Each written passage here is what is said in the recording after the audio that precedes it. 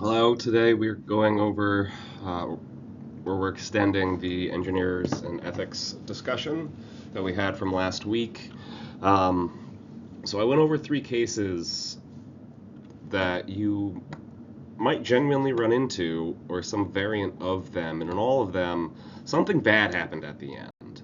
Um, and if you're doing your job, you're good at your job, you will be able to see these outcomes before they happen. And we need to discuss what you need to do in those scenarios. Um, However, we also need to do some refreshers quickly.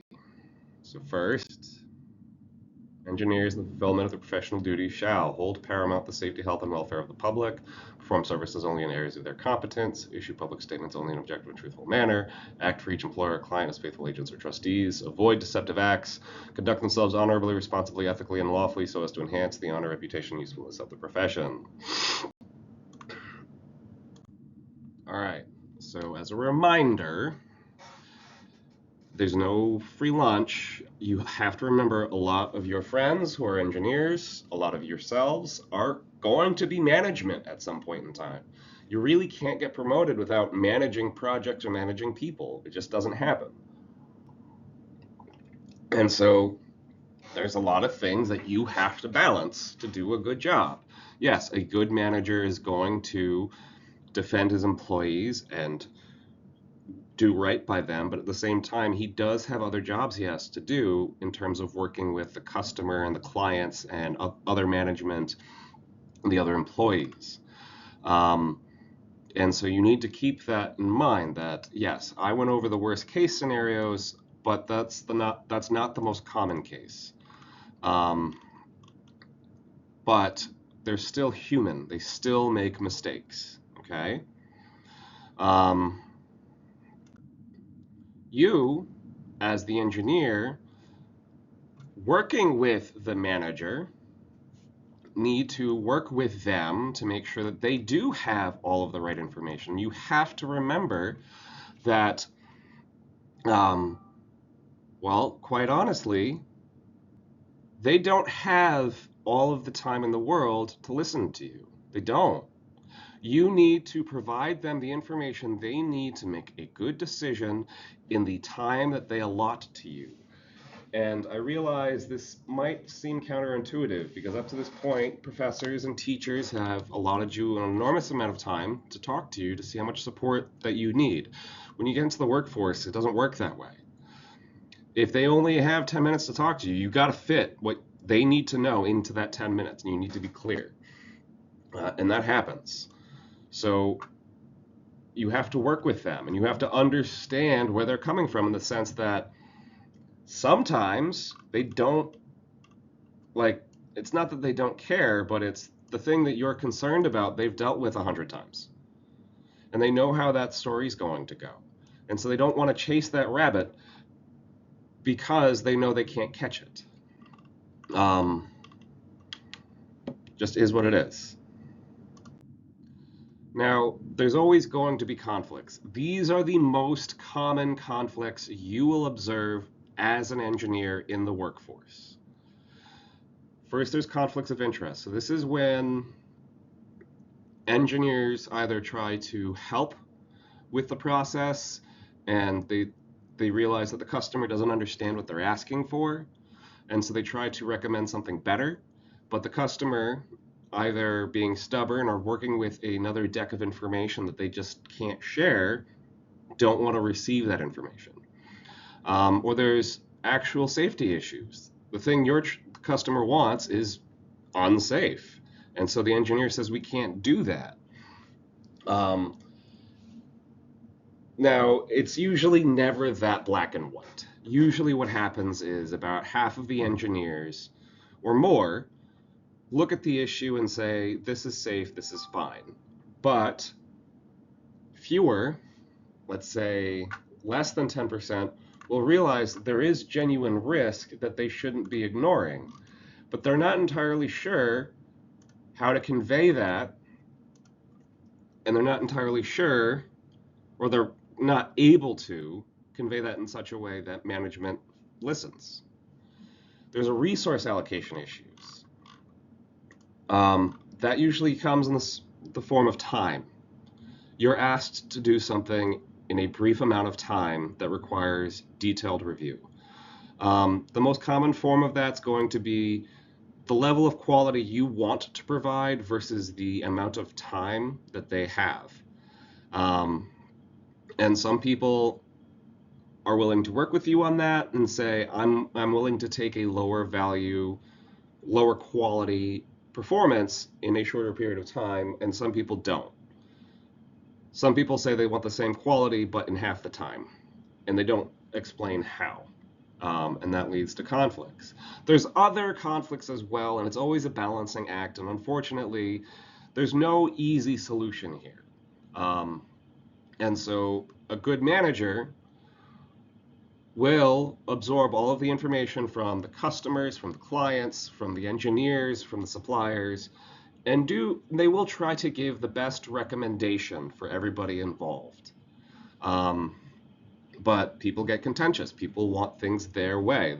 I've dealt with plenty of engineers who were too stubborn to accept that the thing that they recommended was bad. And I've met plenty of financiers who didn't want to do the most basic test, which was actually part of a manufacturing process, because it was expensive. But the truth was you needed to do it because the hardware would fall apart otherwise.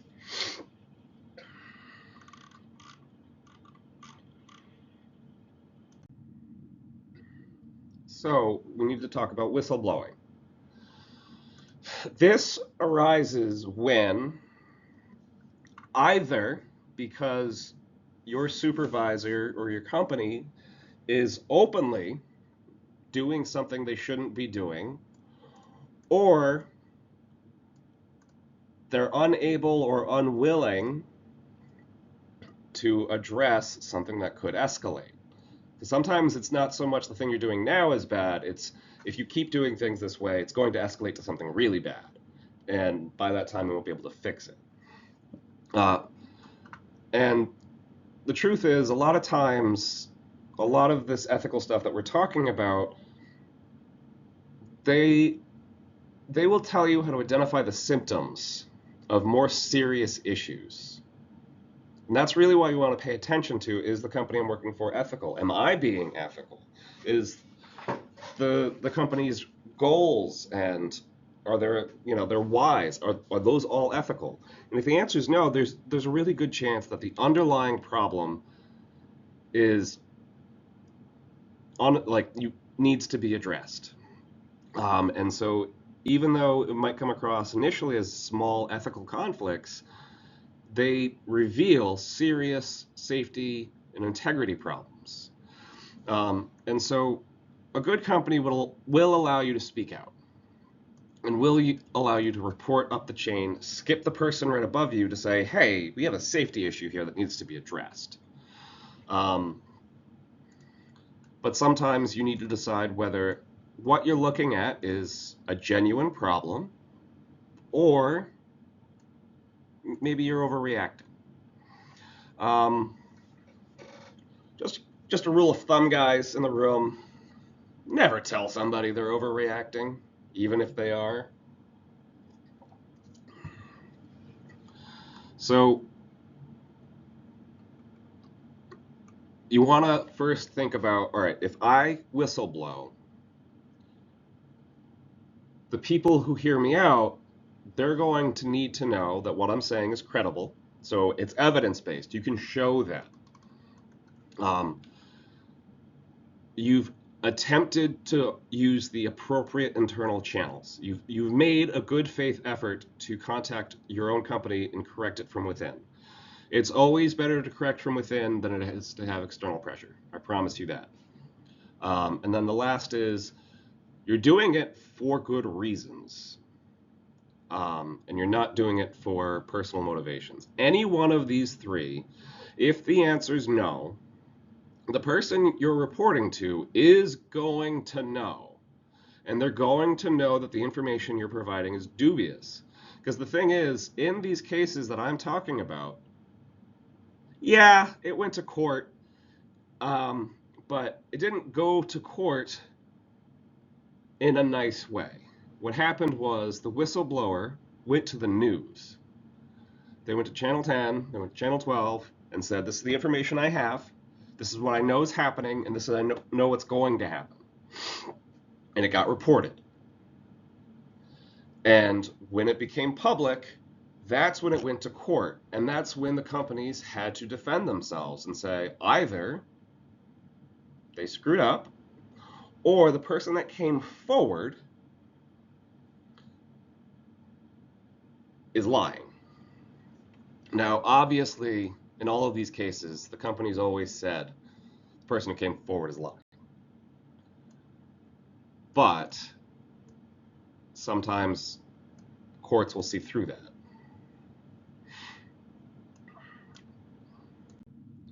So the first is good faith whistleblowing.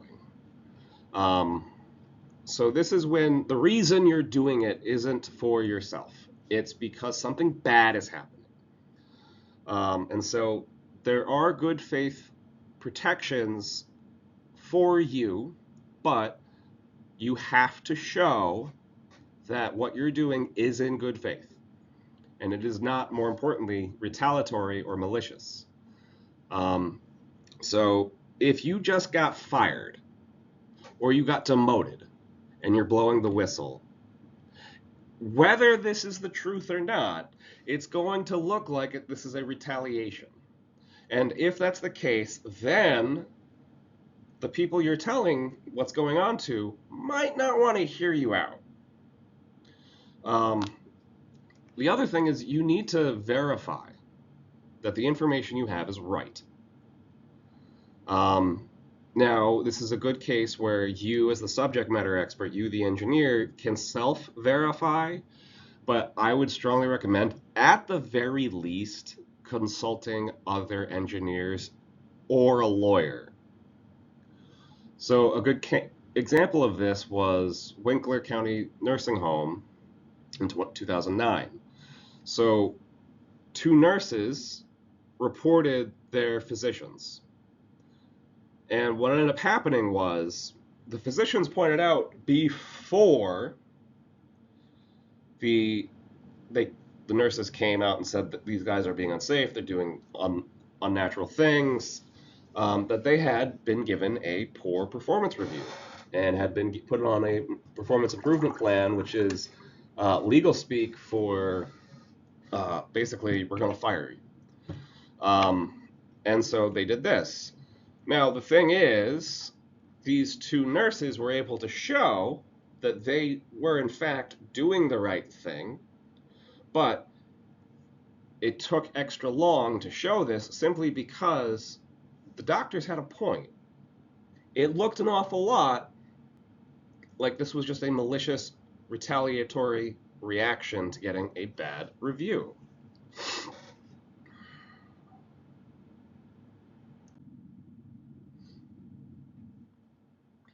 The next is malicious whistleblowing. So this is when you whistleblow, but it's clearly not good faith. And usually it comes across as malicious or reckless. Now, I need to be clear. If you do this once, people are not going to forget, especially if it goes to court. Because the next time you go to court, the other lawyer is just going to bring it up and say, they did something malicious once already. This is clearly another case of them being malicious. And the level of work they have to do is a lot lower to prove it once you've done it once. But in this case, what happened was there was a nursing home, and at the nursing home, the head nurse or the head physician, I forget, before he got hired, his license lapsed. Now, the reason his license lapsed was simply he didn't do the paperwork to show that he should still be a doctor. And so before he got hired, he resubmitted the paperwork, and then they gave him back his license. And this wasn't like you did something wrong. This is just once you die, they don't want to keep issuing you a license, so you have to keep confirming that you're alive and you can do your job to keep your license. And he just kind of forgot. Um, and so the person who was running, not running, but he owned the grounds that the nursing home was on, um, sued and said, hey, you're advertising yourselves as a nursing home and that you have a licensed doctor working there, but the doctor has had his license removed, which wasn't true. What happened to the doctor was entirely a logistical, legal slip. It got addressed before he ever got hired. Um, and so when they went to court, the realtor who owned the land, who really what he wanted was he wanted them to move the nursing home, said this guy's unlicensed and he's doing all these terrible things and all the money he's charging he shouldn't be allowed to charge for. And then the doctor and the nursing home showed the judge, hey, this is all our paperwork. We've been licensed the entire time. At no point were we not licensed. Um, and a simple, Google search would show that he was licensed. And so in this case, it became clear that the motivation behind the realtor wasn't to save people from reckless behavior from the doctor. It was he had already made a handful of investments with the intent to demo that building and build apartments. So it was clear that he wasn't doing that for the benefit of the neighborhood. He was doing that for the benefit of him. And so that got thrown out.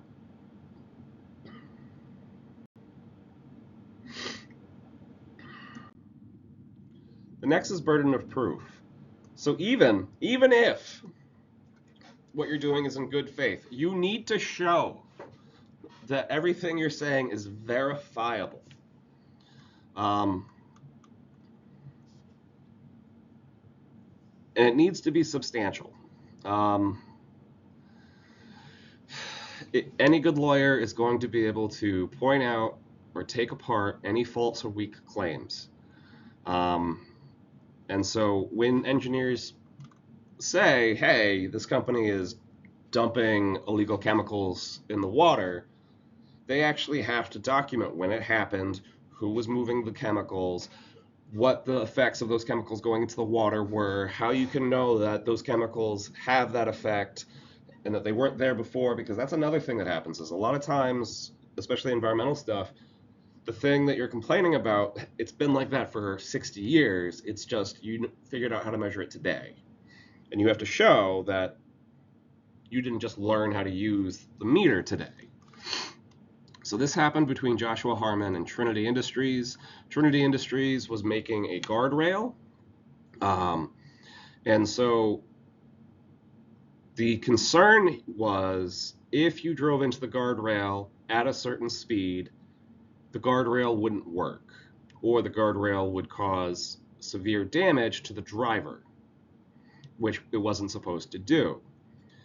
Now, I'm going to point out that this I don't want to say it's erroneous, it's just important to understand outside looking in at juries. From time to time, juries will vote that 2 + 2 is 5. And that's usually when appeals that's when verdicts get reversed. Effectively, even though the jury awarded this massive amount of money, the lawyers went back to court and said, hold up a minute. The way the jury did the math to calculate how much damage was done was not based off of science. And at that point, they showed that none of the evidence that Joshua Harmon was showing had anything to do with the guardrails, and it was just a sob story of how he got hurt. And since there was no proof that the guardrails had caused the damage, the verdict got reversed. So we're going to talk about case 1. I want you to do your best to put yourself in this employee's shoes as we go through. You're employed by a globally recognized science and engineering firm. So as we go through, I want you to think about what tests would I ask myself? How would I know that I am being ethical? Recently, your firm had competitive issues. You're not as profitable as you used to be. Many investors don't want to invest in you anymore. Old competitors who you thought were gone have suddenly come back to life, and they're more profitable. A new competitor has appeared and may take over your firm. To save the company, the firm wants to demonstrate a new capability of an old, popular product. This demo was planned for over a year, meaning it was announced on this day we are going to run this demo in front of a group of people at the show. This will increase profitability of the firm and keep the investors interested. And this happens all the time. Think about like Apple products or new computers. There's whole conventions where people just show off the new products that they're selling next year. Something like that. So there's a dilemma. The day before the demo, an engineer that has frequent erroneous concerns threatens to whistleblow. Legally, you're always allowed to whistleblow. However, if done poorly or erroneously, you effectively share proprietary information when you shouldn't, and most contracts have a statement saying your employment is contingent on you not sharing that proprietary information. So if you do it erroneously, you can't get fired. The engineer works for your main contractor and states the use of the product during demonstration, the firm must use the to use the product during demonstration, the firm must use the product 3% outside of its design constraints. This will cause the product to fail to operate as intended. The operators could be hurt during the failure. So I want you to think about trust, right? Timing matters a lot when it comes to whistleblowing. If this person has a genuine concern, why did they wait until the day before?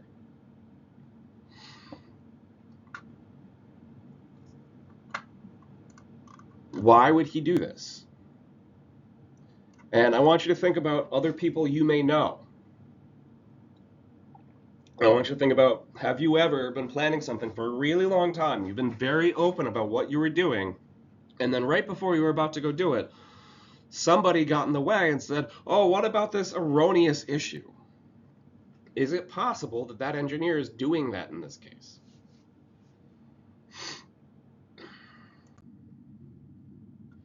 So I want you to assess. I want you to go to the link I sent you, and I want you to determine if it's a dilemma. So that first means define viable options. I want you to think about those options. Are they mutually exclusive? And is there only one option? If there's only one option, it's not a dilemma. It just sucks. If there's more than one option, it might be a dilemma. I want you to try to identify principal stakeholders. Who cares about the demo? Who's going to have a reaction whether you do or don't demonstrate tomorrow? I want you to identify the competing concerns of those people who will be upset or not upset about what's going to happen tomorrow. All right. If you're watching this at home, pause. Answer those questions in the form before proceeding.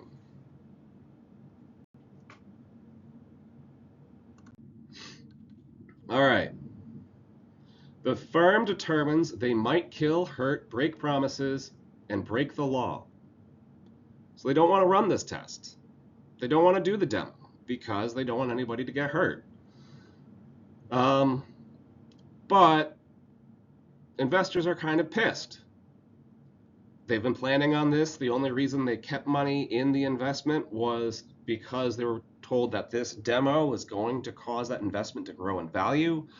So they want some explanation. What's going on here? Why are you stalling? And so they ask, what does this 3% issue mean? It's 3%. There's supposed to be an engineering safety factor in everything. Suddenly, a new team of subcontractors state that the engineer with the concern has been released. because he waited for the last minute and he couldn't really explain that 3% issue, they don't know and they can't defend his decision to raise the concern. And so he couldn't explain why or how pushing the hardware beyond its design constraints would cause risk, and may have voiced his concerns erroneously or nefariously. All right. So with that information, do you demonstrate the product? The engineer waited for the last day to give a warning. The 3% issue appears to be fake. The operators and investors are aware of the risk and don't care.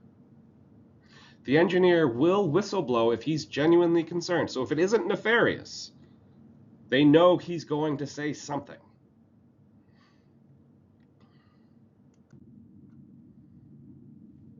All right. Now we're going on to the next case. So finish answering that section, move to the next case. You are the contractor for a globally recognized science and engineering firm. The firm and contractor have reported abnormal wear on parts. This is a single-use product, meaning you use it once and you throw it away, and it's disintegrating after each use. You don't know why it's disintegrating. You just know that when you go check on it when it's done, it's broke. This suggests that the life expectancy is less than half of what it's expected to do. What's left is still several times higher than the firm's requirement. Root cause analysis shows the firm is using the product abnormally. You request permission to do a detailed analysis of the issue, and your management agrees. Now, I need to talk about this for a minute. If you are doing something that is at the edge of technology, what happens frequently is the parent company. So think of Apple, Amazon, Ford, GM. They say, I want technology that does thing X. And the thing is, thing X, whatever it is, self-driving car, glass that doesn't break when you shoot it with a gun, they don't know whether that exists or not. And so what happens is a bunch of smaller companies will come in and bid on it and saying, I can't give you that exact thing, but I can get really close with this other thing. This happens all the time, and it's the duty of the larger company to assess the proposals and see which one is being the most honest, actually demonstrating what can actually happen, and choose the best one for them. So that's what happened in this case. The parent company said we want something to last 30 years, but during testing it's showing that it's not lasting 30 years. It won't even last 15. However, because of small details, like they don't actually need it to last 15 years. They just said 30 years because they wanted to get the best bang for their buck. And they can swallow much less than 30 years. But during analysis, it shows that the product has been used 200 times without an issue. So it disintegrating isn't a problem.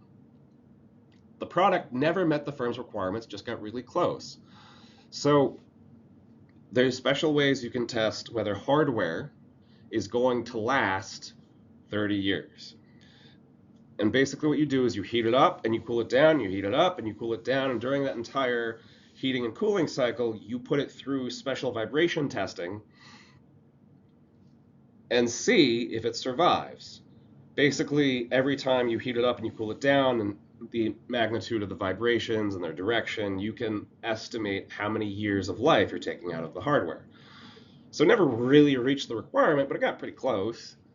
You request that the management bring this issue to the firm. Several months later, days before the product show, you present to the firm. From the firm's point of view, this is new information. The firm asks why they haven't seen failures yet. You can't explain when a real failure will occur. You ask them to delay the product. Now, at this point, the firm basically says, I don't trust you. This is not the right time to be bringing this up. And tells you to go pound sand. Management, in front of you, apologizes to the firm for your actions, calls you an idiot, and tells the firm to proceed as directed. So again, I want you to think about, is this a dilemma? What are your definable options here? Are they mutually exclusive? Could you only do one? You want to identify the principal stakeholders. Who's going to care on what option you choose? If they do care, what's their reasoning? Why are they making that decision? And last, now, before you proceed to the next slide, I want you to try to answer these as best you can. Please pause at this slide before you proceed to the next, or more accurately, last question. All right. What do? So in this actual case, there were only 3 viable options. You could ignore the problem. You've already been paid, and they know the risk. You told them, you did your due diligence, you did your legwork. You can walk away from this guilt-free. So legally, career-wise, it doesn't affect you. You could contact higher-level managers and explain the issue. So basically, in this case, instead of going back to your managers and calling the firm again, you just call the firm directly from your phone and say, hold on, there's more going on here that they're not letting me share with you. If you do this, this could affect promotion potential, especially if you're wrong, right? But has little effect on your overall career. Look, this is annoying. Your boss isn't going to like it. If push comes to shove, you can just go to another firm. Or you could whistleblow. Now, this is an important detail. If done wrong, and there's many ways to do this wrong, this can end your career.